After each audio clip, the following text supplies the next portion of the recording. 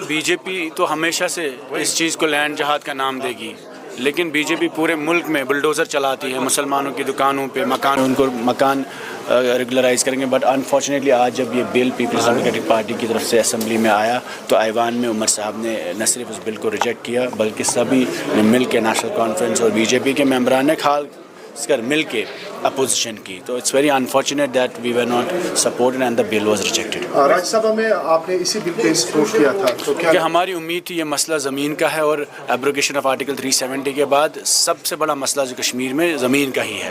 تو ہماری امید یہ تھی کہ الیکشن لڑنے کے بعد اسمبلی کے بعد سب لوگ مل کر ایک ایسی بل کو سپورٹ کریں گے جس سے جن لوگوں کے گھر مکان یا دکان خاص کر شیلٹرز جو ہے گاس چرائی میں ہے، شاملات میں ہے، اسٹیٹ لینڈ میں ہے، نزول میں ہے، تو اس زمین کو ریگولرائز کرا جائے گا. اسی کے لیے ہم نے یہ بل لائی تھی. انفارچونیٹلی ہمیں اس بل پہ سپورٹ نہ ملا اور یہ مدعا سب کا ہے، یہ عوام کا مدعا ہے، جموں کا ہے، کشمیر کا ہے. تو جو بھی لوگ گاس چرائی میں رہتے ہیں 20-20 30-30 سال سے جن کے گھر تھے اس کو ریگولرائز کرنے کی ہم نے بات کی تھی. اب اس میں عمر عبداللہ صاحب نے کہا کہ یہ لینڈ گریبرس ہے، اس کو الاؤ نہیں کریں گے. It's an unfortunate thing but This is one of the major crises in Jammu and Kashmir right now. کیا آپ کو لگ رہا ہے کہ راجیہ سبھا میں آپ نے سپورٹ کیا، کیا آپ کو لگ رہا ہے کہ وہ غلطی ہوئی ہے؟ دیکھیے بی جے پی تو ہمیشہ سے اس چیز کو لینڈ جہاد کا نام دے گی، لیکن بی جے پی پورے ملک میں بلڈوزر چلاتی ہے مسلمانوں کی دکانوں پہ مکانوں پہ.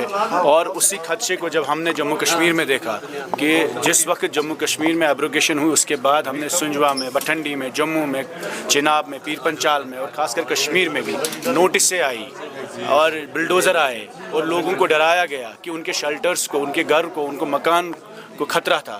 تو ہم نے اسی فیئر کو نظر میں رکھ کے یہ بل ٹیبل کیا تھا جس کا غرض یہی تھا کہ شاملات میں، گاس چرائی میں، اسٹیٹ لینڈ میں، نزول میں، سرکاری زمین میں جن لوگوں کے مکان ہیں، ہم نہیں بولتے قبضہ کرنے کی اجازت ہے، جو لوگ 20 سال سے اس زمین پہ رہ رہے ہیں، گھروں میں رہ رہے ہیں، ان کے مکانوں کو آپ ریگولرائز کریں، انہیں ڈیمالش نہ کریں، انہیں اللیگل نہ کہیں، انہیں نوٹسیں نہ بھیجیں اور ان کو بلڈوزر نہ بھیجیں. تو اور اس وقت پرائم منسٹر کی طرف سے PMAY میں لینڈ ٹو لینڈ لیس کا ایک اسکیم ہے اور ہاؤس ٹو ہاؤس لیس کا ایک اسکیم ہے. جب آپ نئے شخص کو زمین دیں گے، گھر دیں گے، تو جس کا گھر آلریڈی ہے اس کو کیسے اجاڑیں گے؟ اسی کے لیے ہم نے کہا تھا اس کو ریگولرائز کریں. بٹ انفارچونیٹلی نیشنل کانفرنس کی لیڈرشپ عمر عبداللہ صاحب نے اس بل کو ریجیکٹ کیا اور کہا ہم as a revenue minister he did not accept our bill.